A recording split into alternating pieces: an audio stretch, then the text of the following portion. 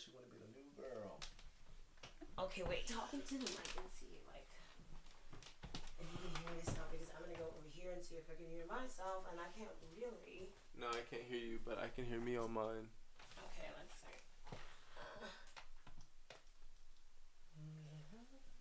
Hello.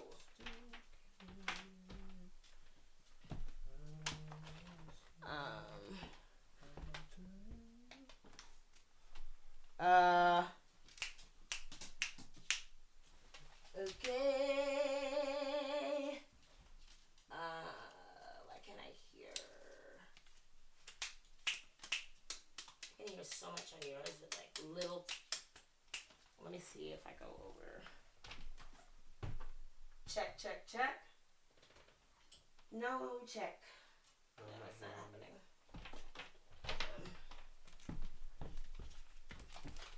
Yikes.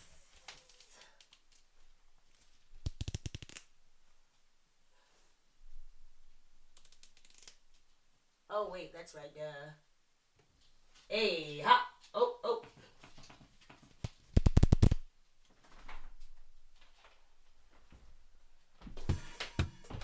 Hello. Oh. Yeah. Okay, there we go. Let's both now.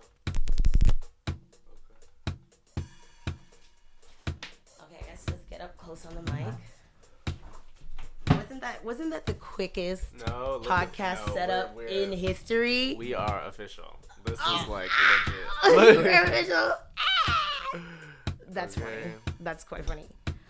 Welcome to, I guess, what is this, episode 5 or 6 of Cheapy's 2 Cents. I am Azealia Banks. And I am Dylan De Niro. And today we are here to discuss the week's topics, or just, the past couple weeks in Azealia Banksisms. I hope everybody's doing well today. We are podcasting here from Calabasas, California. Yes. So, let's start this shit off. Yeah, so a lot of things have been going on. Most recently, one of the most pressing things was the Jamila Jamil cupcake situation, where Jamila kind of jumped out the window a little bit and really came for Cupcake. Really came for Cupcake with Cupcake. I don't need to spend too much time on this girl, because I don't think she deserves it, Jamila. Right. I don't think she deserves that much, but I think we kind of just want to more talk about how happy we are to see Cupcake back. Yeah. I think her last video was a little troubling to me. We share the same birthday, so I think we are both kind of, susceptible to a lot of the same kind of planetary influences, if you believe in any of that. And I feel Cupcake a lot. I've recently kind of, made note, and maybe I said it on my Instagram, of kind of just how Cupcake laid this social groundwork for a lot of this new kind of like body positivity wave, most notably sex positivity, most notably LIZZO. I think Cupcake laid a lot of the original groundwork for that. Wait, why is it kind of like, does it sound like my mic is echoing? No, not to me. Okay.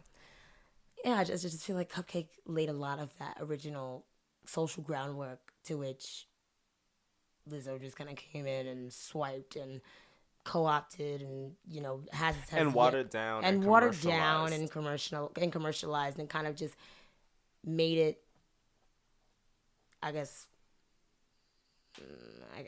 easily digestible. Yeah, easily digestible for, white audiences. And I just want to congratulate Cupcake on fucking, I'm as much as that congratulations can mean. I just want to congratulate her on being a game changer. Congratulations for changing the game and giving these girls something to do, because sometimes the girls they need activities. They're kind of like kids on the block. Yeah. You kind of got to sit them down with a workbook and kind of like a placemat, and just get them something to do to occupy their time. Because, you know, if it weren't for a lot of the things that Cupcake laid out, there would absolutely be no Lizzo. If I remember correctly, Lizzo was kind of like this indie rap girl who was making actually better music than she's making now. Indie rock, yeah. Yeah, it's like this little indie rap kind of like whatever. It's like better music than she's making now. But I mean, shit. I get it, girl. We all gotta eat. Speaking of eating, did you see Lizzo's Postmates thing that she did to the Postmates driver, and she's now getting sued for kind of just putting that girl on blast. Right. And the inner work, I guess is the intricacies of the situation are like, you know, she's about to get sued for libel and I guess harassment. If I were the girl, I would take it a step further and sue her for threat and menacing, because when she goes, she's lucky I don't fight anymore. It's kind of just unnecessary. It's like, what? Are you like threatening She's to about fucking to fight over fight? some food, over some Postmates? Oh my god. Girl. That was very like fat girl. Gluttonous. Gluttonous. Oh my gosh. Like fucking glutton. Every time I go on Lizzo's social media, there's always just like this new kind of like food thing. Most recently, she's like bathing in Skittles, and that is just another on the list of the humping Cheetos and twerking at the fast food counter, and just, oh my god. And one thing I will say about Lizzo is she has terrible fucking taste in food. She's terrible taste in food. I feel like she can't cook. Yeah, she looks like she can't cook, but she has terrible taste in food, and I think that the gross food element to the kind of like, hey, I'm a big fat girl, and like here I am with my fucking supermarket cake and Popeye's fried chicken and just kind of like Skittles and Apple Crunch vodka. I don't know what the fuck she's like promoting, you know? It's just gross, you know, because I can just taste all these nasty, cheap flavors. And it just makes me wonder what her shit, like, ugh, I bet her shit stinks. Yeah. Like, you can tell Lizzo's ass and pussy just smells like it's fucking rotten, like, you know what I mean? Like, it just smells like really bad food. I think I could get into the, okay, hey, I'm a big girl and I like to eat thing if she were eating better things, just kind of like, yeah, like cuisine. Give me hey, like cuisine. All right, dogs. You guys gotta get out of here with all that tap dancing. Get out! Get out, goddammit. Go. Close that door. Yeah. Get out, Tuxedo! Out! No, close it all the way because he's just gonna come in and like start tap dancing again.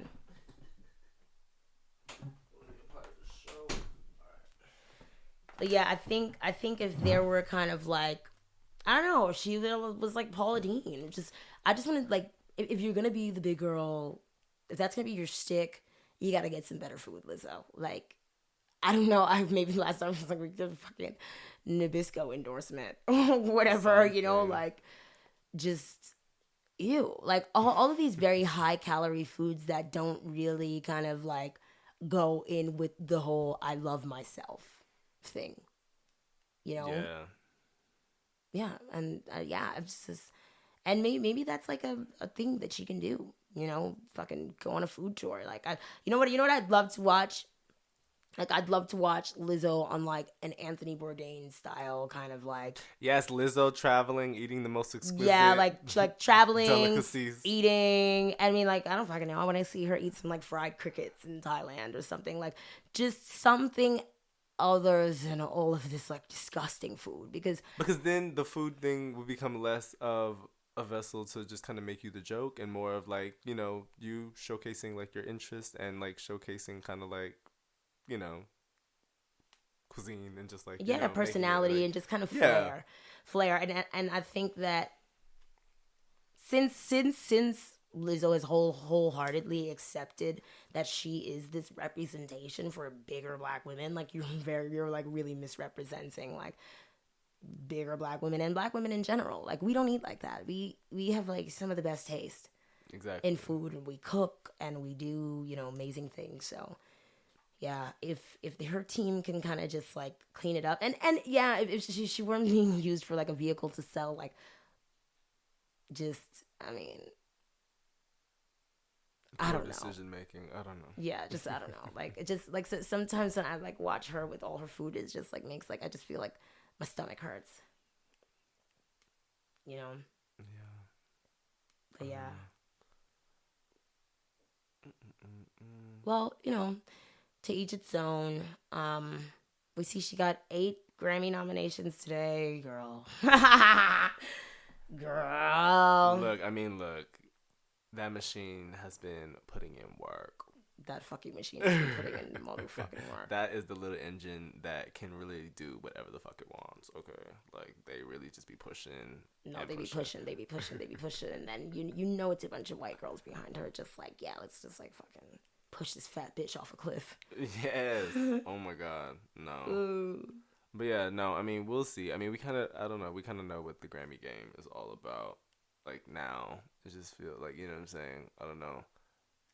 I feel like one of the major like Grammy moments that kind of like set people off on the Grammys is when like Kendrick Lamar lost to Macklemore, and just like I don't know. Then just, it was like, just like, then it's alright, like yeah, it's like okay, yeah, we see what the fuck's going on. All right, yeah, definitely. Um, Well, speaking of awards shows, Ari Lennox was just snubbed at the Soul Train Awards. She feels for best soul album by LIZZO. And like everyone on Twitter is kind of going in about how she had the more soulful album and how like industry politics and everything is just kind of lending. do you have your phone on you? I do. Who else was in the category? I'd like to know. Let's see. Because to be fair, I haven't really given Ari Lennox's music that much of a listen. And it's not to say that I don't think she's talented. It's not to say that she probably doesn't have some great songs. I just feel like whatever moments, whenever I've tried to kind of engage with her music, it just wasn't for me. Yeah, no, I think it definitely resonated with a lot of people. I think it Definitely. was her album was very much a soulful black album from a younger like woman perspective. Like, so it was giving very much like notes of like kind of like freshness and like new takes on like R&B, but still very like soulful and classic as well. So like you were talking about how there are some hip hop elements into some of the songs. Yeah. But I still think it was very very well done, and it had like a theme and like an energy to it that I feel was lacking, and it had the authenticity to it that I think people really resonated with. That's why like people are I saying could that go it was back nuts. and Give it another listen. yeah, give it another listen. Let me But see. with that said, That's Lizzo is definitely not like what's so funny? They keep trying to push this girl into every fucking category corner of society they can. Oh my god. It's like the black woman thing, then it's like the large woman thing, and it's just like, why don't you just call it obesity? Everyone's trying to call it body positive, but when I pay attention to her, like she's gotten much larger than when you look at that original Truth Hurts video and you look at her now, like she's definitely gained a lot of weight. And it doesn't look good. It doesn't look good. It looks like all the bad food she's eating. Yeah. And I think a lot of her songs are like these kind of Broadway show tunes. And I think that's also what makes it much easier for white people to relate to her as a larger black woman, because she kind of puts herself in this musical theater format that, is just, so It's like showcase music. yeah, it's like cabaret kind of. And of course, who like, that's where you go see the fat lady sing at the fucking cabaret. Yeah. But yeah, other people in the category was Shea Butter Baby by Ari Lennox, Ella May by Ella May, Indigo by Chris Brown, Free Spirit by Khalid, and I Used to Know Her by Her. Why didn't her win? I think I don't know. I just feel like they've given her awards last go around. So for why award even nominate season. her again? So I just say if you're gonna put her in the category, I think yeah. shit. If Bruno Mars can win fucking awards for 2-year-old work and Adele can win awards, 2-year-old work. I think Yeah. her can win again. Yeah. No, definitely. She was definitely like a contender that could have taken that home too. Yeah. But they gave it to Lizzo, girl. They gave it to Lizzo. So yeah. Jeez. Um. The what else happened at the Soul Train Awards? Summer Walker. Yeah, Summer Walker's red carpet appearance on the Soul Came Awards. She was feeling a little shy, I guess. You know, she I think didn't want Summer to deal Walker with is the a cameras. really bad actress.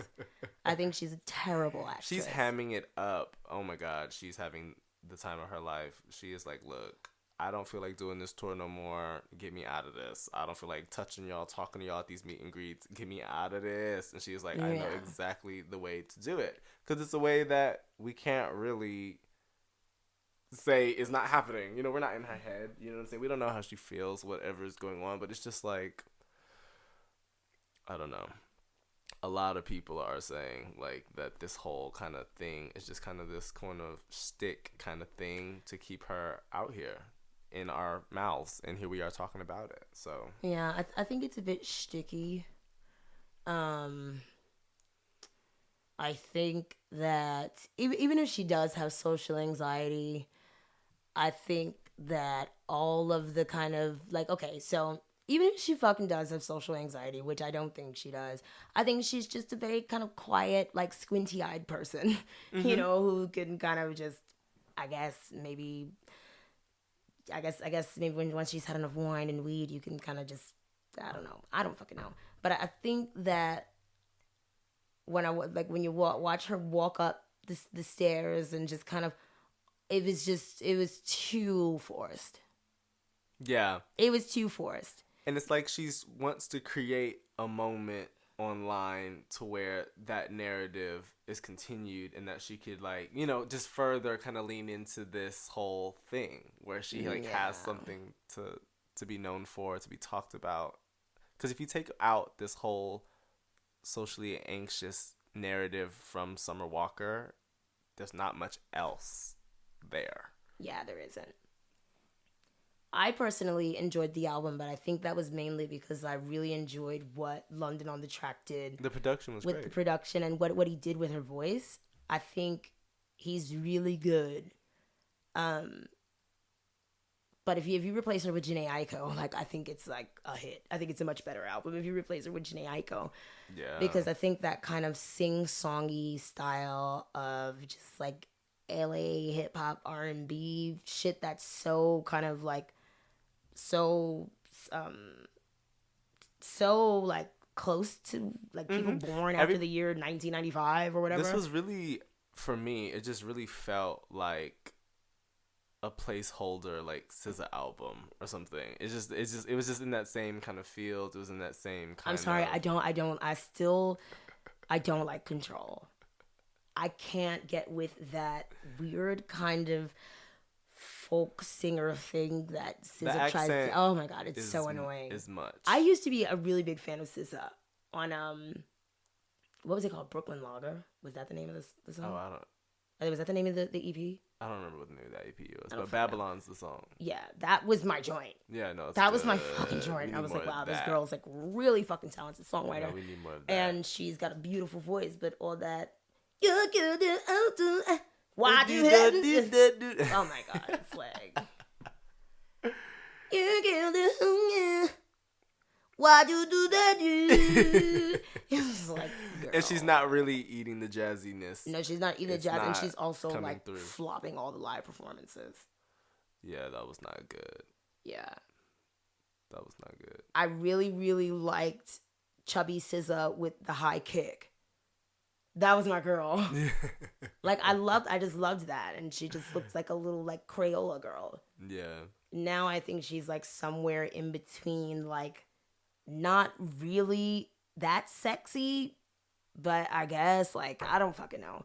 Like, I think this kind of like weird, like, in between, like, sex appeal thing is just like, girl, are you gonna be like a fucking like hot pot, or are you gonna be like a weird like hippie girl? And I get, like, okay, you can't define someone, but I just don't think she like moves between Worlds Will.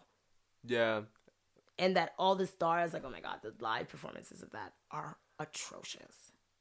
And it kind of bugs me out because I'm just like, a lot of these notes are really not that, like, Hard they're to not that out of this world, SZA. Like, it's just they're not. very much within reach. So. Yeah. But Yeah. I mean, to be honest, my biggest thing that I like about this whole Summer Walker thing is what London on the Track is kind of doing with this package. Because I think otherwise she's kind of just like a very boring girl. I think she's like kind of boring. Like, you know, we see like she's got this like Urban Outfitters witch vibe going on, like white girl witchcraft, like crystals and fucking very like entry level. In like crystals and incense and like, oh girl, like In her bird bath bowl. Yikes. And just all that. Yeah. But we'll see. I mean, it's just like, if you're socially awkward, fine, do what you need to do to feel better. I mean, you got like all you the know what I access think? I to don't think it's everything social that you anxiety need. that made her cancel the tour, because I remember at the beginning of the tour, she broke up with London on the Track. Right. And I remember seeing all these posts about how she was like out there living her life and doing her thing. Then he came back into the picture, and I feel like there might be some sort of like coercion there, or some sort of just like, I made you come off tour type shit, you know, like just like controlling man shit, or maybe it's like the same thing that Cardi B did with the Bruno Mars tour, like, you know, cancel the tour to kind of keep your eyes on your man type thing. Yeah. Which I understand. I completely understand. And if that's the case, I feel like you should just admit that, because I genuinely 100% feel like that is the case. I feel like they were having some sort of beef, you know, and he was just like, and you know, And maybe, mind you, he did kind of like do everything for her. You know what I'm saying? So it's like, she probably does feel like, I can't let this nigga kind of like go. be out here, like, because if You he know what I'm fucks saying? if he fucks someone else and like makes another me, then I'm fucked, you know. Right. But that never works out in the end. It never works out, and it's kind of just like, if she doesn't keep this thing going, then she'll definitely lose his interest, and there will definitely be no more freebies and all that other shit, you know. Exactly. But Their whole thing, though, I definitely feel like she just started kind of fucking with him to get like some tracks, and was like, oh, I kind of actually like you a little bit. see, I don't think she likes him. You don't think she likes him? You think she's still just in it I for think the she's tracks? a lesbian. Really? Yeah, I think she's a lesbian. I can see that. I don't think she likes men at all. I think she likes penetration, but I don't think she really likes men. Because you can just tell from some of her body language and some of the things, like, there's some like video where London on the Track like bought her all this shit. It's like bags of shit, and he was like, "I say thank you, say thank you to Poppy," and she was like, "Ooh," like she cringed, and she was like, "Arr," and I was like, ah, ah. No, it was very funny. It was very funny. Yeah. But he's extremely talented. No, he's a dope producer. He's very, and I think I really like his music mind. So yeah, that's cool. But other than that, I do quite enjoy them as a couple, and I enjoy like the quality kind of home content. I do, yeah. Like, and she's so personable and like so lively and all that. And it's like, yeah. So it's like, you know, I don't think it's necessarily that she's personable. I just like, she's comfortable. I mean, it's more so I just like them in contrast to one another. And I like that she kind of just orders weird things off Amazon all day and like stays home. She reminds me a lot of myself. Yeah. Like, just like want to stay home and order a bunch of fucking like knickknacks on Amazon and like dance around. Yeah. Yeah. And just like have a good old time. Well, And to be quite fair, this industry shit is for the fucking birds. no, that is true. It's absolutely for the fucking birds. It's just no man's land out here. Yeah, and I could see how like just being on tour with just like in all these fucking European cities that you've never been to, and just all these weird white people like just coming up to you and touching you. It's like, okay, no, I gotta stop. Like, I can't do this. Yeah. But I think that it's better to say that than kind of fake this whole social anxiety thing, because you could tell at the Soul Train Awards she was really, really trying to keep her act up. Yeah. Yeah. Yeah, she's really trying to keep her act up. And Eventually, it's just gonna have to. I don't know. What could happen is she'll drop it and just like push through, and everybody thinks she's like, oh, she's doing so much better, and like da da da da. And it's like, fine, just do that. or she she wants to quit music and make soap. Right? Yeah, but I mean, I feel like you gotta just say you want to be the next Azealia Banks and kind of just like go and pay it, girl. pay it, girl. Like you can come work at cheapy, and I'll go make a fucking R&B album with London on the track. Shit, bitch. Like what? Shit. You know, like shit. Okay. But another part of this whole Summer Walker thing that I found really interesting is just how Black Twitter is taking to this. And it kind of just shows. They are sheltering her like a fucking baby bird. Yeah, it really just kind of shows where our how we place value on one another. Because I feel like I've obviously been, grappling with, mental health, mental conditions, mental whatever, and there was never any of this support for me. And ever. I feel like it's because, Black people don't value me because maybe they just feel they don't value me as a part of the Black community because they just don't feel like there's anything that they want from me. Or like, maybe there's just nothing that I do for Black people or whatever. But I don't know. I find that really troubling.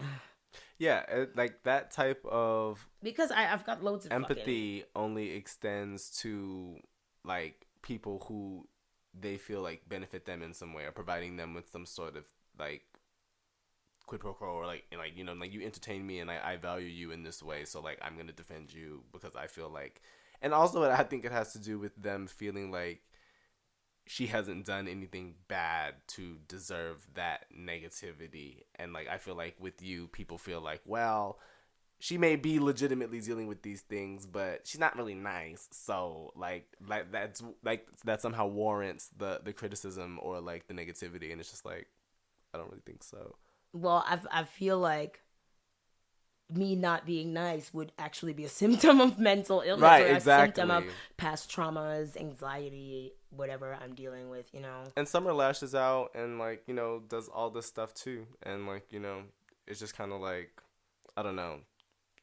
Same thing with Kanye, same thing with just like everyone who like has like vocally dealt with like mental illness issues. It's kind of like this very specific type of person that gets to have the empathy from GP, and like everyone else is kind of just like, well, I'll find a reason to like not extend that to you.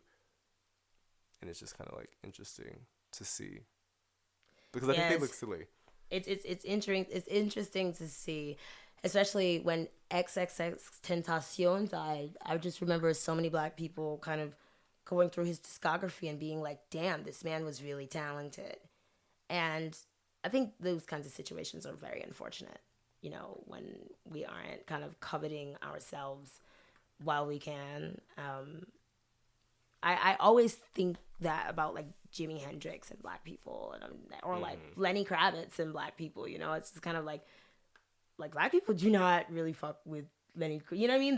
They just think of him as kind of like as this like weird white Black guy who like. I think they view him as like an icon, but I think it's more just kind of from like, the Gap commercial, from his like social with fucking Carrie Bradshaw. No, literally, it's just from his like kind of like social status and just like his relationship with Lisa Bonet, his daughters, or like all of that is kind of just like what makes him like this icon. It's like no one's like really appreciating him for like the artistry. Yeah, but it's like a much younger crowd like now, so that might be why as well. No, I mean, even during his heyday, Black people, it was white people, that were, buying their Lenny Kravitz, and same thing with like Seal. Mm-hmm. Like white people love them some fucking Seal. I love Seal. Yeah, no, that's that on true. that. That's definitely true. Also, Twigs, she's got some some Grammy noms coming her way, I believe, as well. That's good for her, No, Cellophane was cool.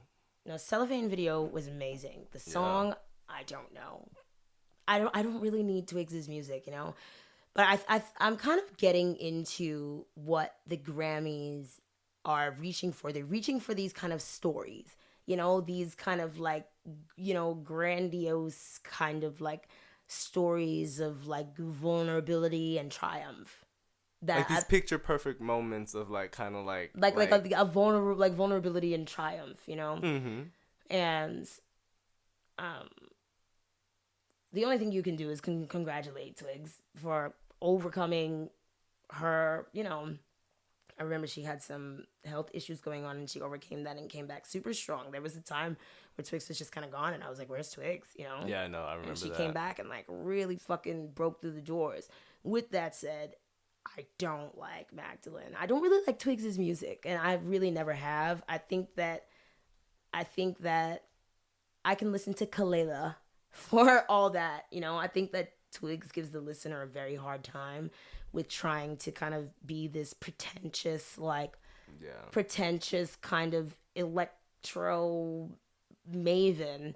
And it's all of this kind of extra stuff to overcompensate for the fact that she can't really sing, you know? And I would really like it's almost like sometimes her voice kind of ruins the beat. Like I feel like even if she is making these kinds of really abstract beats and all kinds of things, it's kind of just like I would much rather just hear that and not hear you. And that's okay. People make instrumental albums all the fucking time and Yeah. I feel like I could get into her especially if that is actually all her own production. I can get into her as a fucking producer for sure, and I'd be like, wow, this girl like knows how to fucking use these machines, and it's like really, Yeah, that couples with like creative directing these like kind of like crazy videos, yeah. and then yeah, But it's just kind of this weird proximity to whiteness that she just like kind of overstates sometime. It's just kind of like these weird poems and like weird kind of just it's just like, oh god, it's no. like half thoughts, like I'm just kind of like I don't know what they are. I don't think that they are as poetic as she thinks they are. I think they're quite self-indulgent. And I just really don't think she has a lyrical or a vocal talent for music. And it's that we don't want to bash the good sis Twigs because I think Twigs is an amazing fucking creative director. and I think she's very talented. No, she has You an know, I eye think like and yeah, vision. she's a good artist per se, but like singer, like oh my god, the other day I saw this like clip of her singing "Summertime." It was like the most annoying whitest fucking like go away white girl shit I've ever seen. It's just like ew. And and she like captions the posts and stuff. And also I just feel like I don't know. Let me not call the girls like whatever. Let me not. No, I just feel like sometimes she kind of just like tries really hard to be like ugly, and like make herself ugly, but it's like it's not hitting and it's kind of just like And I feel like it's done in this pretentious way to be like focus on like the art or something, or like to try to make this like statement about kind of just like I don't know. maybe I need to be on drugs. Maybe there's no I mean Maybe there's like some portal that I have to go into to to actually get to understand this her world because and she's this got thing. low. She's Yeah. like what the girls love Twigs. Well, you know what the girls be doing, girl. What do you mean? No, I'm saying. Oh yeah, like, no, the girls be cundle. The girls be cundle pundle shit. But yeah, I Okay. can't get on that kind of time. But No. congratulations to Twigs on your first Grammy. Actually, I think this might be her second. Look. Who knows? But congratulations, Twigs. You deserve it. You fought for it. Whether I like it or not, somebody fucking likes it. Bravo. That's very true, and good on ya. Good on ya. I don't know. This whole industry is it's just getting kind of crazy. It's just getting real muddied up, and just like everything that's just going on. It's just like a lot of things like behind the scenes that like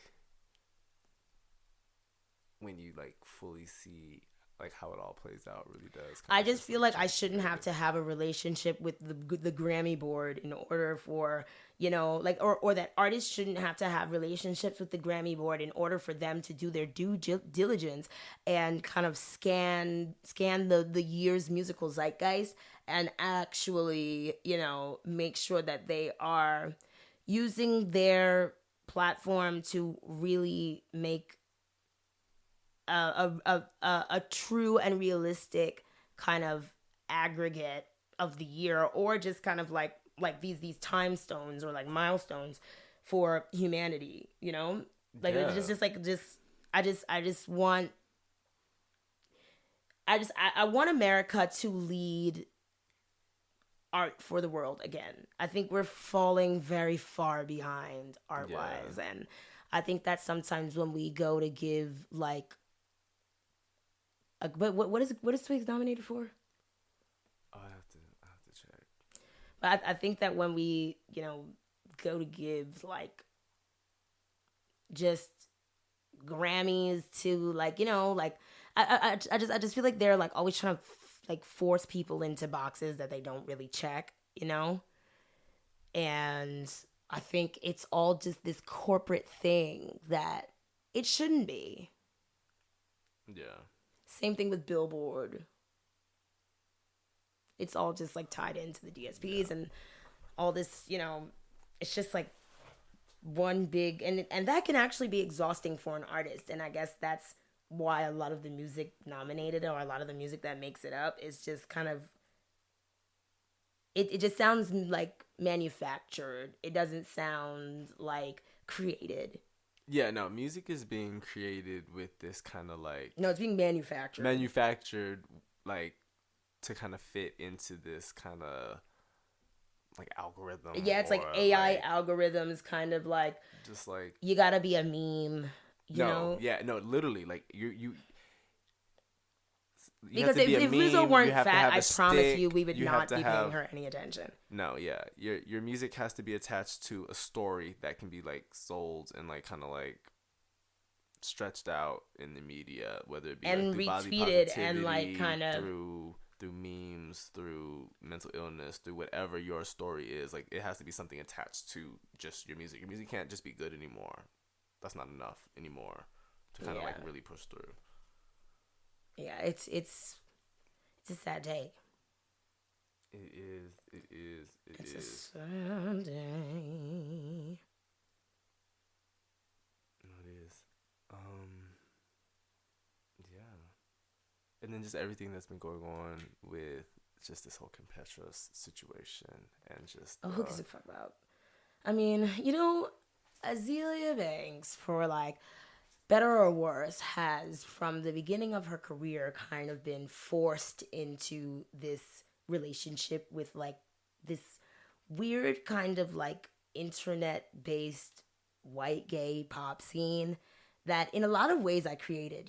If it weren't for the first fantasy mixtape and C Punk, there wouldn't be any of this PC music shit. There wouldn't be any of this vaporwave shit. There would be, Charlie XCX wouldn't fucking exist the way she as is today. A lot of these artists wouldn't exist. And over the years, I've kind of been watching these white girls kind of just recycle and recycle and recycle and recycle and recycle my very early Tumblr aesthetic yeah. and just kind of get stuck in this loop of like trying to get this dopamine response. They're trying to get what they got from the first fantasy, and the music is just getting worse and worse and worse and worse and worse and worse and worse. And I think for whatever reason, I feel like when I had the Mermaid Ball in LA and I had Charlie XCX play and, Brooke Candy host and stuff like that, I feel like they took a very surface level analysis of what was happening and they were just like, the gays, gotta get the gays. So they're kind of just, running in circles trying to keep up with this idea of what they think Azealia Banks would do, but none of it is actually any of what I would do. I would never hold a man's douche bottle in my hand. Literally. Literally. Like I just would never. That's Let fucking alone disgusting. sign it. You know? And I think that Charlie XCX has really kind of lost the plot artistically. And I think a lot of her music is really fucking bad. Really, really bad. And I think that there are these artists adjacent to this whole Charlie XCX thing. So it's like, I'm like the origin species, you know? Then there's like Charlie XCX, and then there's just like all these other little bitches like Slater and Kim Petras and fucking, you know. But actually, to be fair, there's Azealia Banks and there's a girl called Liz Y2K. Liz Y2K was actually like the mother of all of that kind of like glitch pop kind of shit that they were doing. But I remember Liz Y2K kind of being adjacent to that like fantasy Tumblr aesthetic. Like we were both kind of like Tumblr kids, you know? And Charlie XCX has just been running on these like Liz Y2K Azealia Banks vibes that then get kind of like passed off to like, you know, and it's like, you know, they kind of just regurgitate, you know, parts of mainstream hip hop as it changes, and that, you know, that then she like vomits that into Kim Petras' mouth and vomits that into Slater's mouth, who, by the way, I told Slater, I said, your music is what Charlie XCX thinks she sounds like. Yeah. Because Charlie's singing voice is excruciating. Her vocals are really annoying, and she sings like and she's not at all an ugly girl, but she sings like she's an ugly girl, you know, and just that screeching and auto tune is kind of gross. I feel like Slater's voice is a little more pleasant to listen to. Yeah. And behind all of that, there are just kind of like, there's just like this vanguard of like industry white gays that kinds of write these songs for these girls, you know.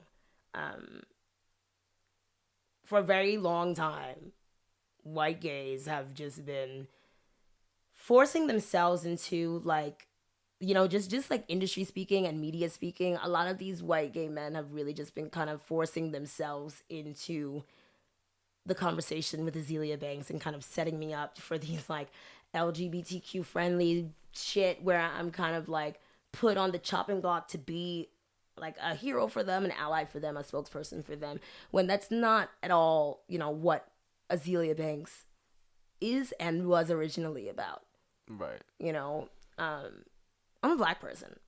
I'm a black person, and my black gay fans are black people before they are homosexuals or part of this kind of like imaginary LGBT community.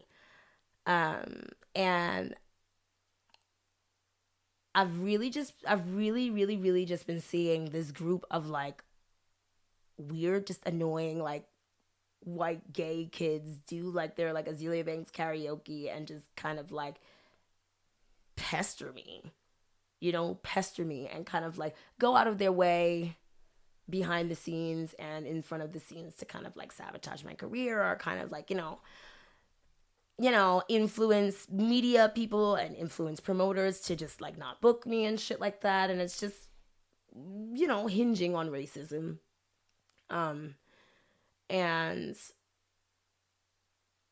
I've always kind of had this, you know, thing with that community where they're always looking to me for ideas and things to copy. Like, you know, you see Charlie XCX. As soon as I did Anna Wintour, she came out with the 5 a.m. or whatever, 5 in the morning video, whatever. Right. And it's like a knockoff of fucking, you know, it's got the bob thing. And let me tell you, Charlie XCX wore that fucking bob for like, she wore that bob down to the fucking ground. And then I think she has a bob in her like album, like cover. Yeah, you know, and the next it's like, after that, here comes the fucking Spicy video, which is a knockoff of the Atlantis video. And I forget where I was going. What was I saying? No, yeah. It was just speaking about, you know, just like how everyone or like Charlie and all these new people are kind of like biting off of like your aesthetic and kind of like being able to like take from you and like because of like the white people. Well, I don't think they actually ever, going back to what I was saying, they're looking for this dopamine response. I don't think they are ever actually able to get it right, which is what frustrates them so much. Like, she then did Vroom Vroom, which was like a complete knockoff of the Heavy Metal and Reflective universe, you know? Right. And behind these girls are like these kind of like white gay influencers, like, they're stylists and hair people and shit like that. But one person in particular is a person who I've just always avoided because I just thought he was like vermin. Is this cat called Jesse St. John. And for better or worse, he is kind of like the brains behind, Brooke Candy. Like, he created Brooke Candy. He like gave birth to her out of his fucking dick. And just in, I guess, giving these girls their like sassy black fix. So recently I was supposed to do this song with Kim Petras that I very strongly believe Jesse St. James wrote, because when she sent me the song, I remember I saw him say something on Twitter, and I was just like,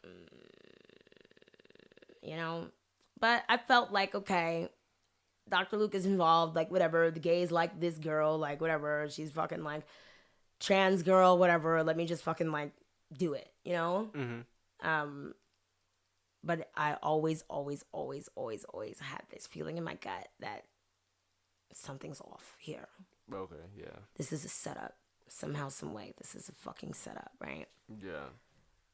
So, time goes by, I record the verse, I send it to her, and like, I remember my big thing being like, okay, if I'm going to do this with you, then like, I'm in LA, let me know when, I'll just come over. Like, I know Dr. Luke, I was just like, I'll just come over, fucking record the verse, whatever. But of course, that's just what, and I've kind of started to realize that that's what these like annoying white gay kids do. They kind of like, they like to set me up in these situations where they are trying to get like able to put their selves above me via like kicking me, I guess, in my digital Achilles heel, because they know that they can't see me on any other, like, like in person, bitch, like, no, like, I'm superior.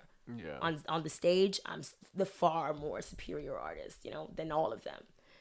And I think that more than it makes these individual white girls jealous, it especially makes these white gay boys jealous.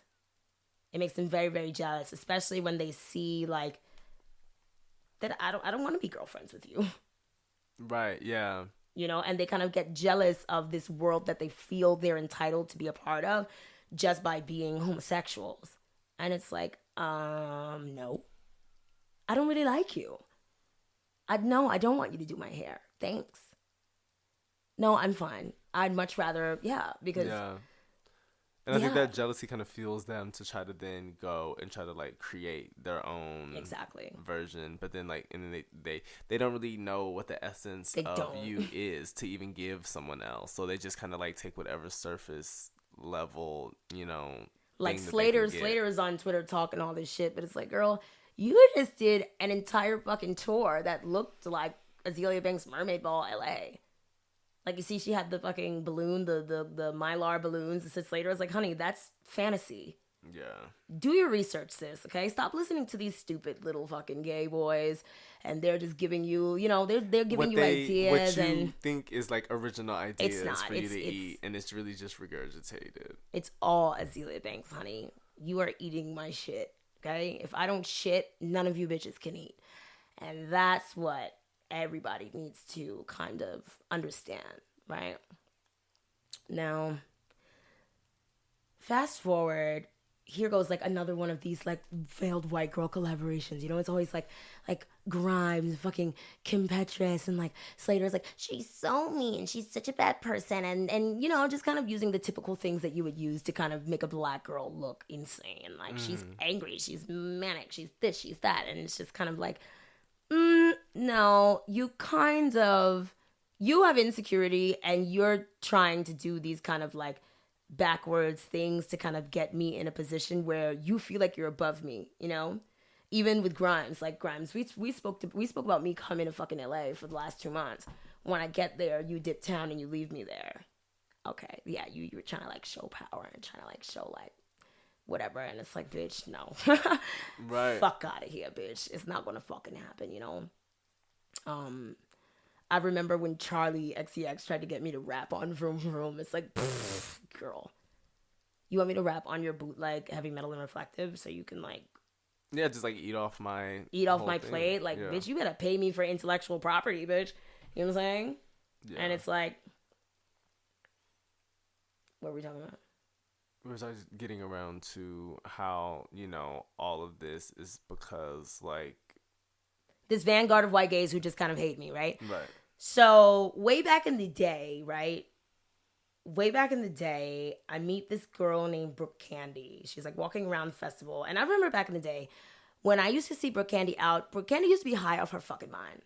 Like, Brooke Candy used to hang out with this kid, Seth Pratt, Brett Bailey, and Jesse St. John.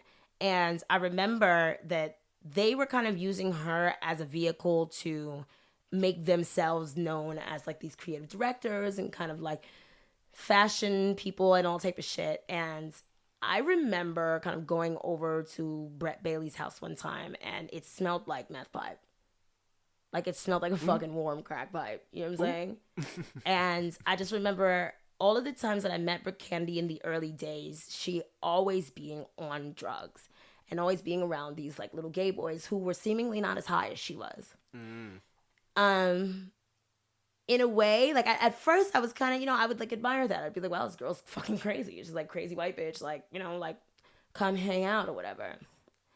And she would always come with these gay boys. And I would always kind of just be like, why are you bringing these like annoying ass gay boys like with you, you know, but whatever. So one day when I'm recording the first Fantasy mixtape, I invite Brooke Candy over to the studio to kind of, well, first I wanted her to feature on Atlantis. Then she kind of like, I guess she wasn't a writer, you know? And then I was just like, okay, it's fine. Let's just do a skit, like a funny skit. So we get in the booth and we're just sitting there and I'm just like, you know, just say some funny shit and I'll say some funny shit. And she just keeps going like, yeah, girl. Like, yeah, girl. You know, just like doing this like thing.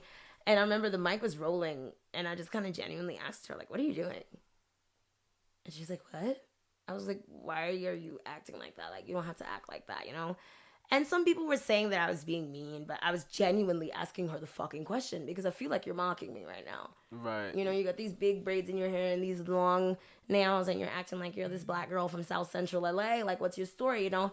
And she kind of was like lying and saying that she was homeless and lived in her car and all this other stuff and basically just made up this fucking whole lie to kind of make me feel stupid for like being like, why do you act like that? And she was like, no, you know, I'm a poor black girl. Like, basically, like, I'm a fucking poor black woman who lives in her car, like whatever.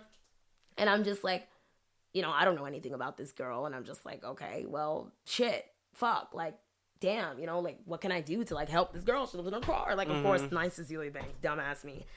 So maybe like a week after that, I threw a birthday party for my brother.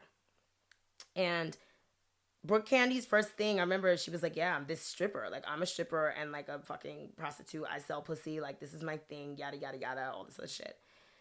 And so I remember like, okay, perfect opportunity. I'll invite Brooke Candy to come strip at Javon's birthday party.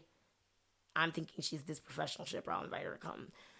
So I invite her and she shows up with Seth Pratt and fucking Brett Bailey and maybe Jesse St. John was there. I don't fucking know.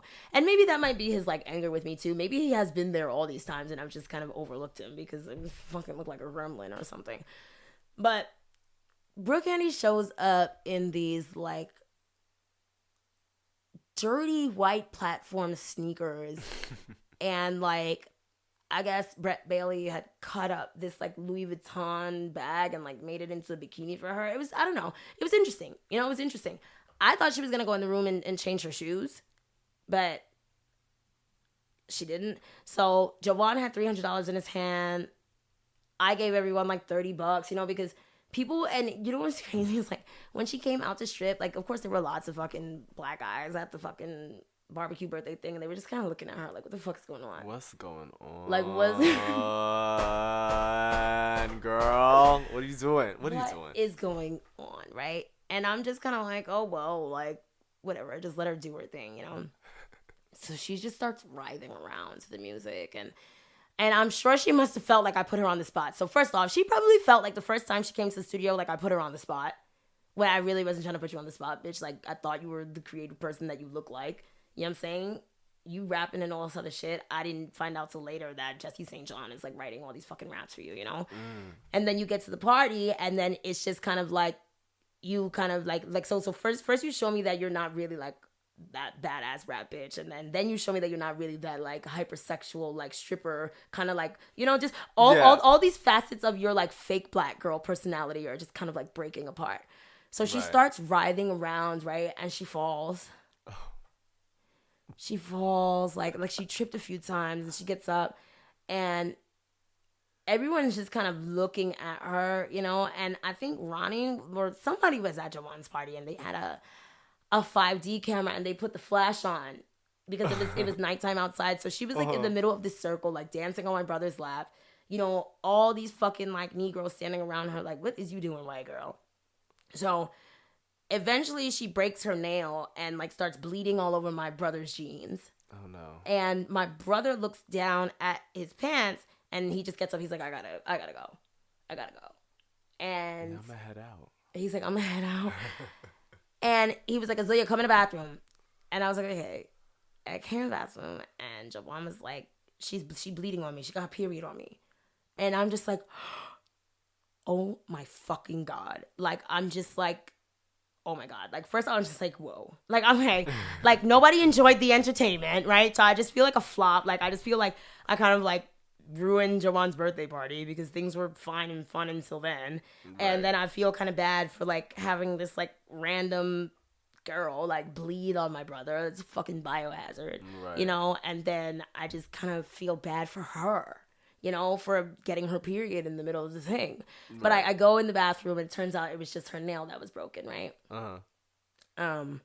So the party goes on, and they're, like, sitting in my living room, and this is when I had Matthew and E-Money dancing for me. Yeah.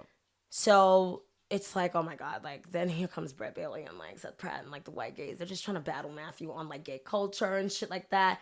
And they're doing, like, this bootleg Vogue, and, like, Matthew just fucks them up. Like, Matthew just fucks them up, like, and E-Money fucks them up. And they gag. And they just feel so intimidated, like, so fucking intimidated. And you can tell they were just burnt, and they were like, I hate this black bitch. Yeah, I mean, it just seems like everyone who rolled through with them just kind of flopped on this birthday party. Like, everybody fucking flopped on this birthday party, you know? So then, you know, Brooke Candy, like, left. She left with, like, $800 or something, and then, like, you know, Pay it, girl. And I was organizing the mermaid ball, and I was like, okay, yeah, let me just, like, throw Brooke Candy in. Because, again, this was my first time really living in LA, and I was just like, I considered her, like, one of my LA friends. I was like, sure, come, Brooke Candy, come, like, host the mermaid ball. I'll give you $500, whatever, like, you know, come host it. So she comes to host the mermaid ball, and, like, you know, everybody at the LA mermaid ball had a really good time. A lot of my time was spent in glam and kind of just running around making sure shit was happening. Yeah. So I really didn't see a lot of anyone's show. And mind you, back in the day, this was when Charlie was dirty. Like, this was when Charlie looked like she fell down a fucking chimney. Like, wait, what was the kid from the Peanuts that always had the dirt cloud following him? Oh, I don't remember his name, but I know who you're talking about. Wait, what the fuck is his name? Can you look it up? Yeah, let me see. What the fuck is his name? Like, Charlie used to remind me so much of that kid.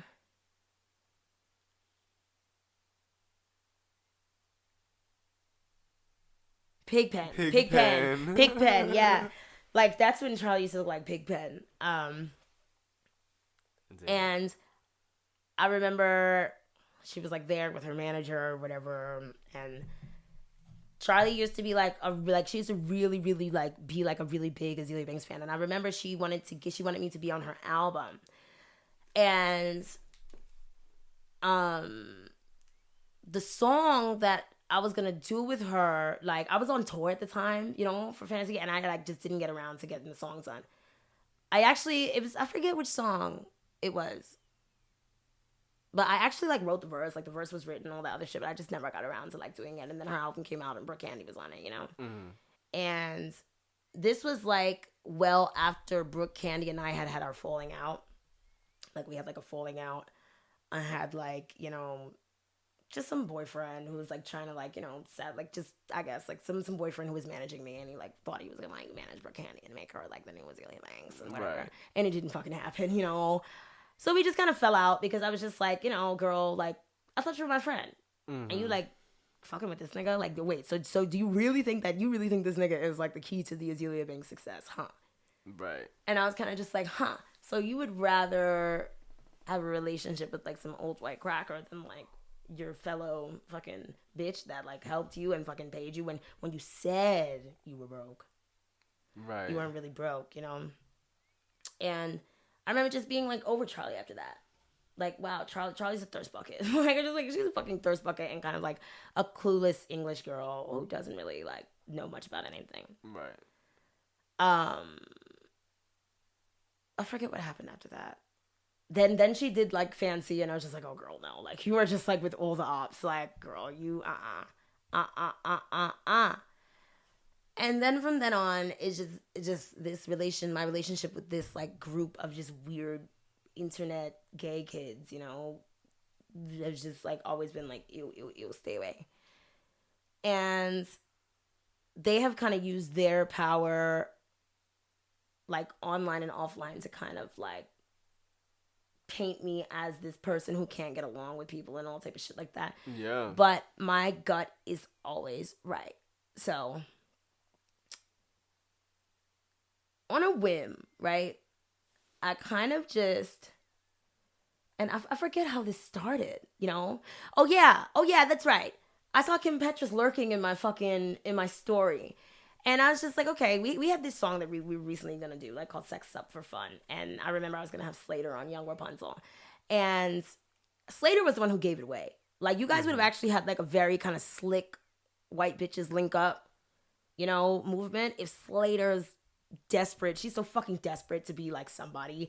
If her desperate ass wasn't online, like spilling all the tea, she was like, no, once she went against Charlie, I stepped away from her. And she's like, I'm gonna disrespect Charlie. It's like, girl, one of the first things I said to you was like, your music is what Charlie XCX thinks she sounds like, and you still showed up to my session. You still got your fucking hair and makeup done. You still took that free service because you looked like dirt. You looked like a welfare recipient when you fucking showed up. Like one of those white welfare recipients. Like, you look like part of the problem. Yeah. And she just kind of like made it very clear to me that, the reason why Slater didn't do the thing and the reason why Kim wasn't responding like after I fucking like did the verse and sent it to her was because Charlie XCX said so. And I was just like, oh, okay, I got it. I understand what's going on, right? So you let them do their little white bitches link up thing because who gives a fuck about that song? Nobody. Like, who gives a fuck about any of you bitches, really? Because none of them are eating it. None of them are fucking eating it. Like, no, they're not really eating it. Like, personality-wise and shit like that. Like, I mean, I just feel like I feel like the trans community deserves a way more fucking dynamic fucking like, I just feel like they're like the white gays are trying really, really, really hard to kind of make her this thing that she's not. I think she sounds good with the auto-tune. She sounds horrible live. Yeah. And yeah, that whole like bunhead shit is like corny. It's like corny, they make like kids like music. Like, they're just like these 30-year-old people who are like trying to act like they're 12 and be like, they're way. Yeah, they just they're like way too fucking old. And what's I saying? It was just like pretty much just how like Jesse J. James is just kind of like John, whatever. Is like John Jacob Jingle Irishman. His name is irrelevant. Okay, bitch. Nigga's name is fucking irrelevant. I forgot what I was talking about. Just him and just like how like all of them kind of like linked. Okay, up so to, right. Yeah. So these bitches all like hang out, they hang out regularly. So that's right. I see Kim Petras in the stories, and I'm just like, you fucking square jaw ass bitch, get the fuck out of my mentions, bitch. Like, get out of my mentions. Why the fuck you like get out of my fucking story, bitch? Why are you watching me? Like, ew, you fucking culture vulture. Like, you be up there, she be like trying to sing like a black girl. She be like, yeah. You be like, oh my fucking god. Her and Charlie, they be like, yeah. But like, yo, I just want to fucking like, oh. But the little white gays, they eat it up. You know, it's like kids music Yeah. and shit like that. But so I say that, and then somebody comes in my DM and they're like, "Girl, fuck Kim Petras. She works with Jesse St. John, and Jesse St. John basically tried to drug and rape Shamir Bailey." And I just had to do the thing. I was like, "Oh shit, I remember Shamir. Like, where the fuck is Shamir?" Like, I remember when he first came out, I read it was like, oh, he's like the male Azealia Banks, and he was like little me and whatever. Yeah. And I was just like, oh shit, like what happened to him? Like, let me like check up on him and like, you know, whatever, let's see what he's up to. So they're like telling me this whole fucking story about how Jesse St. John did that, right? And I'm just kind of originally in my mind like, okay, well, y'all bitches be linking up and trying to like, what does that sound?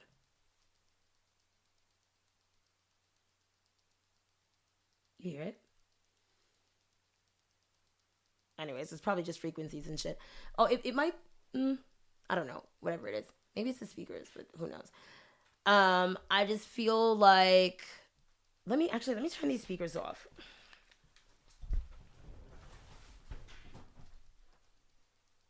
No, they are off. So I'm just kind of sitting there. I'm just like, okay, so the white bitches are linking up to protect, you know, Charlie XCX's reputation, and like, you know, I've never seen them kind of band around Cupcake like that when Cupcake was going through like her mental illness thing or like crying or anything like that. Right. In fact, I remember chastising Charlie about the way she and Brooke Candy kind of used Cupcake to make themselves look better in like typical jealous white girl fashion. Like Cupcake was a very, very, very young girl first going on tour with Charlie XCX, and I'm sure she could have seen how that was an opportunity for her. But you guys put her in like this fucking like terrible dress. Like there was no makeup for her. Like, you know, like come on, Charlie. Like just as a woman to woman, I don't give a fuck if you guys are white girls and like she's a black girl and you don't have any black makeup. If you know that this is like a poor girl, like because every artist, every teenage artist first starting out is poor. Mm-hmm. You know, before we make our first $5,000, we're like poor. You know, you got to put her together. Like I've had plenty of fucking women, black and white, do that for me when I was 17, like just running around New York City trying to fucking, you know, do my shows. They'd be like, Azealia, come here, let me do your little hair, get you a little bitch, I'm gonna do your little makeup, put your little, you know, get your little outfit, and just yeah, that's just what you do as a woman for like a younger fucking girl. And just the way I had her up there and kind of just like, I saw what y'all were trying to do. I saw what y'all were trying to do with her, right? Yeah. What's I saying again? These bitches are very forgettable. Yeah. No, just them linking up using Cupcake, and just how all of it was just kind of orchestrated by, you know, in a way to kind of paint you as like the villain, while behind closed doors they are engaging in all of this kind of like exactly fuckery. All of this kind of like shady, kind of like underhanded like white girl behavior and shit like that.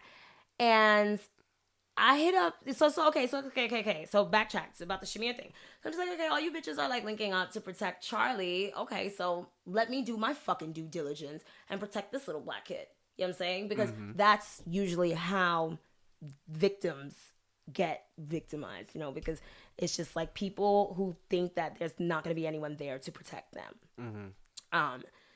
And I was just kind of like, okay, so since you bitches like to kind of like be the moral police, and I remember once having a conversation with Charlie, she was like telling me all this fucking shit, like whatever. I was like, whatever, white bitch. Like, what are you talking about, girl? Since you guys like to be these moral police and kind of be these like, go ahead, sneeze. Ooh, I'll cut that out. Since you guys like to be these moral police and all of that, like, tell me, did you know that the guy that you guys are being, you know, like who's creative directing for you and writing songs for you, did you guys all know that he was like trying to drug and rape this kid? Right? I'm sure they did. I'm sure they did, because you can tell that they all laugh and cackle and joke about like the little kind of racist shit that they can do to, you know, more talented black artists. Yes. Right. I didn't know that was going to set something off. Now, all of a sudden, at least at this point, it's like, you know, at least like 22, 23, 20, maybe like 24, different fucking boys in my DM, like, Jesse invited me to stay over with his house. He said that he was going to mentor me. Then he forced himself on me. I went to hang out with Jesse in Miami. Then he forced himself on me. And then it's like this thing of him like sending these memes to underage kids talking about like, everything's legal when the police aren't around. It's just like, Just preying on. just praying. Trying to be the gatekeeper and like of like these like young like gay artists' dreams, like trying to like make it to where like you feel like you're the only avenue in which they'll ever be able to achieve that, and like trying to exploit them sexually in exchange for that access, Right. In exchange for that access, and also in exchange to steal ideas from them and stuff like that. Right, exactly. So the details just started getting like really fucking gruesome, and I'm not gonna like go into them here because they're just kind of putting a nasty taste in my mouth already. But I can tell you how vindicating and also kind of troubling it was to kind of get that bit of information, because for so fucking long, these white kids, via their, internet power, like control over Twitter, kind of just, whiteness, white gayness, in regards to publications like fucking Paper and Out Magazine and just all of that avenue that they kind of like created off of the back of what they saw me doing for the black gays. You know what I'm saying? Yeah. They have also, they've just been trying to villainize me and always tell me that I'm this like bad person and I'm like hard to get along with and all this stuff. And, sometimes I would kind of accept some of those things, I'd be like, whoa, like shit. And it's especially when you have like people, like enough people shouting it at you, you can really start to accept some of those things about yourself as truth. Yeah, you internalize it. You internalize it, but then to just kind of see this, it's like, wow.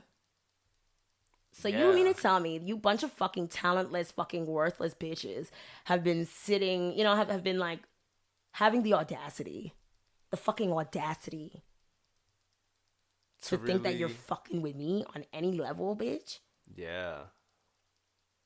And it's just it's very racist. It's almost as if like you are like in a store and you're a white person and you're like pointing at like the black person also in the store and accusing them of stealing, so that like the storekeeper will like focus on them while you're literally in the back like fucking like stealing. You know what I'm saying? So it's just like you're using me as this way to kind of like signal this kind of like morality, kind of like goalposts, like you can't fuck with Azealia Banks, so that like that'll be the focus while you're back here supporting like people who are abusers and pedophiles, rapists, and you're stealing people's art, and you're just like getting away with all of that because you're like projecting this like positive image to the public and like and what's crazy is like all of you guys are making music for children and then also kind of victimizing those same children.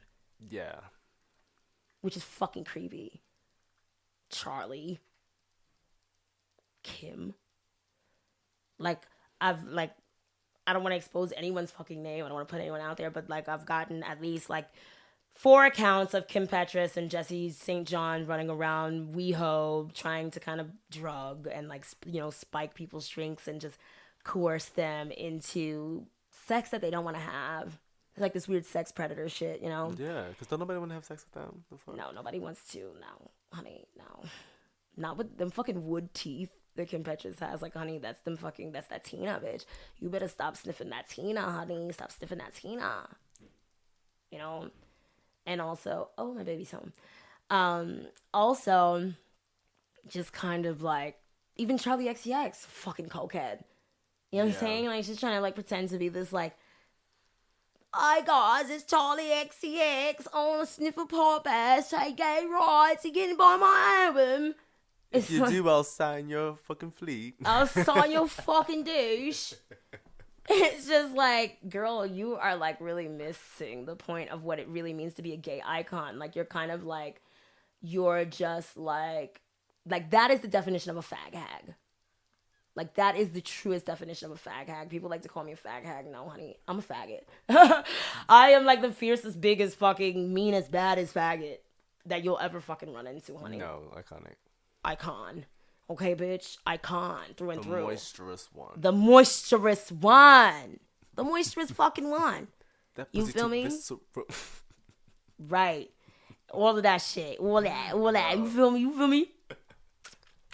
But anyways, it's like really like, just you just gotta put these bitches in their little fucking place. Like, your bitches are mad fucking dusty. Your bitches are mad dusty and kind of like mediocre. Yeah, and it's like And anybody. y'all gotta put all that like auto tune and all them like weird clothes. And y'all bitches like 30 trying to act like y'all like 13. Yeah. What does it give? Like, Yeah. what does it give? No, y'all bitches look exhausted. Y'all bitches look like Just tired, old, played, and just like ran through. Just like it's over. Like ran the fuck through. And also, you look very complicit in bullshit. And just anybody associated with this, like anyone touching that whole negative kind of just like backhanded, dirty kind of like cesspool of just like filth that's going on like on the back end of like this like industry. It's just like anybody with any sense just wouldn't touch that with like a 10-foot pole. And it's just like really like just like seeing like how all of this is just like spilling out. And like now everyone has like a story to tell. It's just like, I don't know. Just like everyone associated with that just needs to get the fuck out. Everybody associated with that shit needs to get the fuck up and get the fuck out and just sit the fuck down, bitches. Like, let me put y'all in y'all fucking place. You know what I'm saying? Like, y'all little white girls gotta stay in y'all place. You know what I'm saying? Like, you and I do two completely different things. You know what I'm saying? Like, you're not serving the part of society that I'm serving, sis. Like, you are like, y'all bitches are like a fucking kid show. You know, y'all are there to like keep a kid company. Like, y'all some Dora the Explorer bitches there to like keep a kid company while the mother does the laundry or some shit like that. Like, yeah. Oh wait, yo, oh my god, yo, I gotta tell you about this time. Like, it was like one time I got into like this argument with Brooke Candy. We were on the phone like arguing about some shit, and she was just like, she said some dumb shit, and I was just like, maybe I might let you strip away. I said, what the fuck I said? I was like, bitch, you'll never fucking get anywhere, okay? You'll never be me. You'll never be me. And if you're fucking lucky, I might let you strip in my backyard again. You backyard again, bitch. Yo. When I tell you, Matthew laughs at that to this fucking day. I said, if you're lucky, I might let you strip in my backyard again. You backyard again, bitch. Oh, that's bars. Bars! And she was like, what the fuck is wrong with you? And I was like, yeah, bitch. You heard what the fuck I said? You heard what the fuck? No, my backyard again. You backyard again, bitch. No, them bitches are the Wiggles. Y'all bitches are the fucking Wiggles. Y'all giving me baby shark doop doop doop doop doop. Little shark. Einsteins. Yo, baby Einstein out, bitch. Like, there is no like, bitch. I can't listen to this shit. First off, y'all music is like, you know, like, yeah, I'll be having my little like mixing issues or whatever, but y'all be like mixing that shit way too fucking loud and all that bleep blue blah blah blah, bitch. That shit sounds horrible. That shit sounds horrible. Like, you've heard one Charlie XCX song, you've heard them all. Yeah. You've heard them all. Kim Petras, girl, you need to just give all them songs to Rihanna. No shade. Low key, you need to just give all them songs to Rihanna. You're not a star. You're just trans. If you weren't trans, I promise you we would not be talking about you. At all. At fucking all. You know? At all. And that's sad because there's probably, you know, there's so many, especially like those girls on Pose, like those bitches are talented. No, yeah, no. And bitches can sing too. Yeah, because it's more so about like the trans girls that are being overlooked because it's like, about all the fucking girls with talent that are being overlooked. Yeah, just overlooked. You know what I'm saying? Like, all the girls adjacent to the fucking fuck LGBTQ, just all the fucking black girls, GERLS. I'm sorry, I got stuck for a second. Just all the girls who can really fucking sing and really fucking eat it. You know what I'm saying? Yeah. Like, all the girls that can fucking eat it. Y'all bitches are not eating it. Y'all bitches are not eating no food. Y'all just white. You know, y'all just white. And y'all kind of serve this insecurity in the larger American kind of white gay male. This insecurity of like not being able to actually be that, you know, but still kind of getting their fix, you know? Yeah, because like they get to dress up with these less talented girls and like who don't threaten them, and then that they could put a douche in her hand. Exactly. And it's like they can kind of Make like her sniff a make popper. you. No, literally. Bitch, she's doing sniffing poppers, stupid. She want that rush. Now, Charlie, you need to get a man, bitch. You need to get a man and stop hanging around these cunts all fucking day long. Yeah, girl. Girl, give the cunts a break, cause they running you dry, bitch. Like, I ain't heard a good song from Charlie XCX since Boom Clap. Oh, yeah. Yeah. Literally, No, I have not heard that, a good that, song from Charlie XCX since Boom Clap. That was her last. That was her last. You know what I'm saying? You done gave your swag away to everybody. Yeah. Low key, you gave your swag away to everybody. That's why you out here like stuck with this little like regurgitated pop shit. And it's just like, girl. And it's like even so it's just like, okay, so you're Dr. Luke's artist, and that's why it's just like, all right, now Dr. Luke, now I don't believe you. Now I believe you actually did that to Kesha, because you really sat there in the studio that day and you gave me a very fucking compelling story and history, and I don't know, that story was just bulletproof as to why Kesha didn't do it. I remember there was other men in the industry telling me Kesha didn't do it. I mean, or that you didn't do it to Kesha and all this shit. And my manager at the time, Jeff Quadenatz, was kind of just like, do those Dr. Luke tracks. Like, you need to do those Dr. Luke tracks. Get it, right? And I was just like, okay, like, whatever. Like, I remember Broke with Expensive Taste that just came out. I was, like, super busy. And I was just trying to, like, play the game for once. Yeah. You know what I'm saying? Like, I had just got this manager. He was spending, like, coin, like, budget on my fucking videos and shit. And I was just, like, trying to play the game and just trying to fucking, like, eat it, And... you know me, typical Azealia Banks style. First thing I say when I come in, I'm just like, did you rate that girl? And he's just like goes off on this thing, and I'm just like, okay, like, that's believable, whatever. And I just go on and I do this song, and I'm just kind of like, kind of happy to just be getting along with my management, and like happy to kind of like be getting along with like this quote unquote like world renowned pop producer, who, by the way, I think is like very fucking talented, you know what I'm saying? But if he would have told me right then and there, and people would be like, why didn't you speak up? It's like, it's not a matter of me speaking up. If he would have told me right then and there that he raped that girl, I would have never fucking laid my lips on the microphone. Pause. You know what I'm saying? Right. I would have never. But it's like, in hindsight and in retrospect, I completely see how you did that. Because for you to be complicit, and you got these artists, Kim Petras and Jesse St. John, and you signed them, like, no. Birds of a feather flock together. No, literally, yeah. Literally. People will be like, oh, well, why did you have to say Kesha Light? It's like, well, because y'all weren't giving me, a black woman, the same fucking, like, credit to just be like, oh, it's just music. And y'all were trying to make me responsible for the explanation of it. I remember J-Lo had a song with him at the time, and there was, like, some other, like, white pop star, I think it might have been Katy Perry, had, like, a release with him at the time, and nobody was attacking them.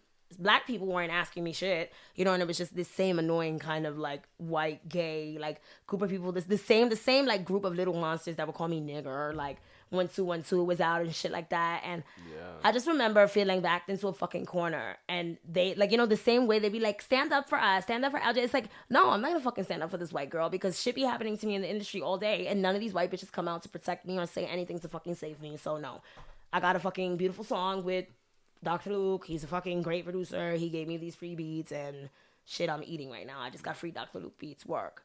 Right. You know what I'm saying? But now, having all these other pieces of the story, knowing that y'all are just like some WeHo meth heads.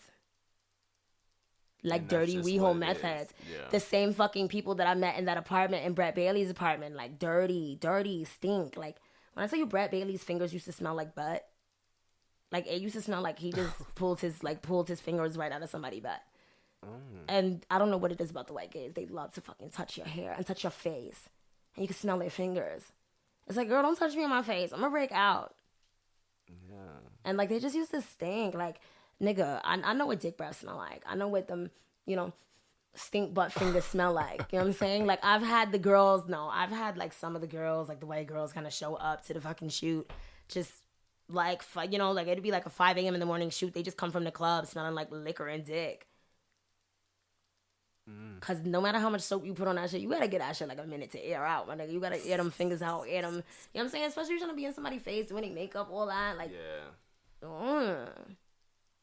Yeah. And I would tell them bitches, like, yo, your hands smell like ass.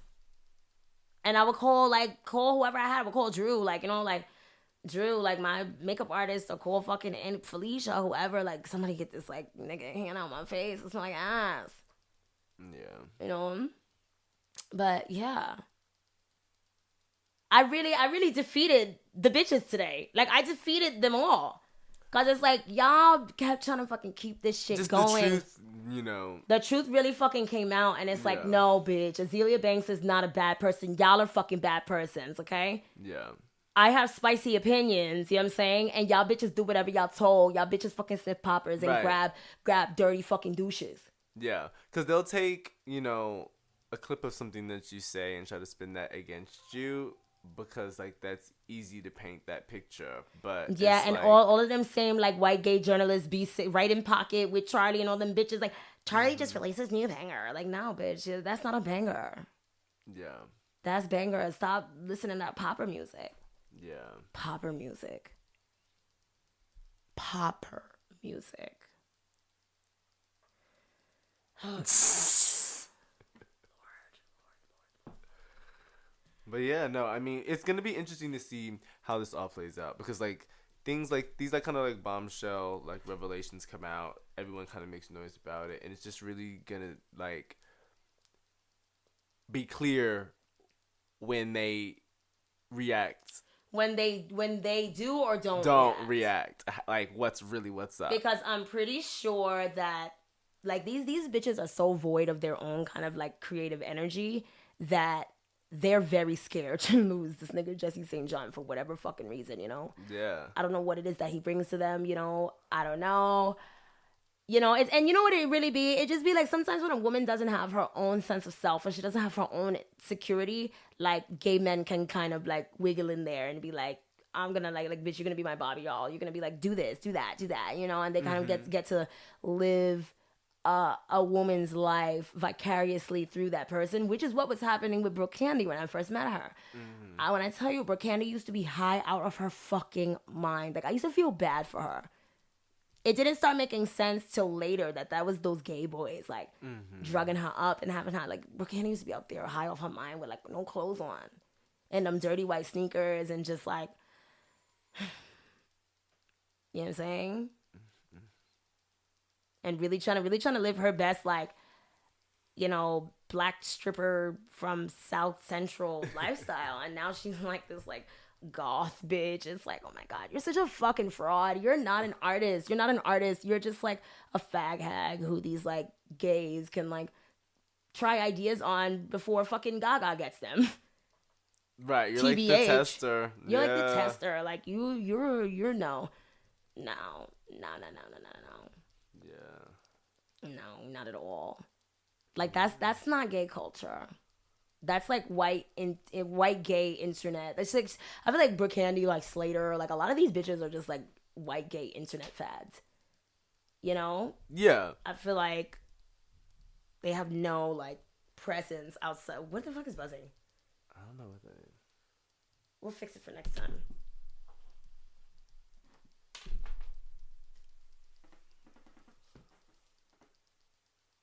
Maybe it's a phone or something. I don't fucking know. But yeah, I'm tired of talking about you bitches. You bitches are fucking boring. Like, you bitches are really fucking boring. And you bitches are disgusting. And to all of the fucking aspiring, you know, gay artists or whatever, I'm sure the internet, especially like, okay, so when I was growing up, like, all I could see was like Britney, Christina, and Beyonce. You know what I'm saying? Like, you know, I'm sure growing up for them, they're just seeing like, are they even really seeing Charlie? No, they're seeing Ariana. They're seeing like Ariane. Nicki, Yes. Ariane. They're seeing like Ariane. They're seeing Nicki. They're seeing like Camila Cabello and like Normani and shit like that. And yeah. She said, "Are they seeing Charlie?" No, Charles Xbox. They're not seeing Charles Xbox. No, they're not. They may have seen Fancy, but that's about it, girl. Low key. That's about it. Low key. And I feel like that's when she really changed. Well, who gives a fuck? Yeah. No, Honestly, it really don't matter. Like, I don't care. Like, I just had to catch does. myself. Like, I'm Yeah. just kind of like doing this performative kind of like, you know, Analysis, but it's like we all know what the fuck is going on. I don't. Yeah. So these bitches I just don't. whack. And yeah, the girls are they out here, hide your kids, hide your wives, because they raping everybody out here. Yeah, these bitches are whack, and we're gonna see how whack they are when they continue to work with this rapist. And or they just continue to not acknowledge it and just kind of like, whatever the fuck. Anyways, yeah. Azealia Banks was right once a fucking again. I know y'all get tired of hearing it. I know y'all hate it. But Azealia Banks is right once a fucking again. I really feel like I've triumphed over fucking years of just trying to figure out how the fuck these like white bitches got me in this place where they're like using me as like a creative reference, but then also kind of like using their industry powers to kind of keep me in this place, And it's trying to keep you in that place so that they can steal from you. You know what I'm saying? Exactly. Yeah. Exactly. Speaking of which, Dua Lipa, I saw that fucking horrible electricity video. You should not dance.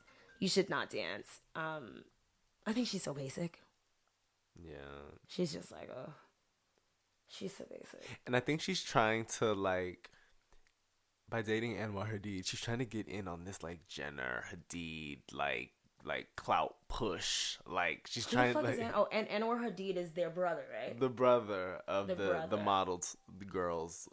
Yeah. So it's just like, I don't know. It's not going to happen. I don't know. I don't see that happening for her. I don't know. She's a very boring brunette girl. Yeah. And, in a lot of ways... Diplo ain't doing nothing for you. Oh my God. Wait. Did you hear that Diplo's still like having sex with like teenage girls? No, yes. No, honey, like no. Let me tell you, I used to have sex with Diplo when I was 17. Like, yeah. Diplo definitely found me on fucking MySpace. Because I've like always given him credit for fucking launching my career off. But yeah, I had to give him some teenage pussy to do it. Yeah, no, Diplo is preying. Diplo's preying. He's preying. And he's always been like preying on kind of like young ethnic girls, like, MIA, all of them. Yeah, but I think MIA was up some age. Yeah. Yeah, Diplo's got a rotten dick. He's got a rotten dick, and he's weird. Like, I think he goes on like sex tourism kind of things. Like, I feel like the kind of like worldly global music shit that, because he doesn't produce any of it, I feel like it's all just been a front for sex tourism. I could see that. I could totally see Diplo in like the favela, like fucking some like broke 14-year-old girl, like giving her tickets to the Major Lazer show and like just leaving her where she is, So also, women, watch your fucking daughters around Diplo. Everybody watch your fucking friends around Jesse St. John. And I think that's enough for today's podcast. I think we kind of really, really did the do. I think we'll be back with some more political analyses. Tomorrow is the Democratic debates. I'm really, really looking forward to seeing Kamala fucking smash the competition. Yes. And that's that. We'll see you next time. On Cheapy XO. On Cheapy XO. That was a good one. That was good. Ooh, God damn it. That was a really good one. No, it is good. Thanks, Dylan. You're welcome. Girl, I'm head out and lit. Alright. No, they kind of changed me. I'm gonna listen to it. Yeah, listen to it.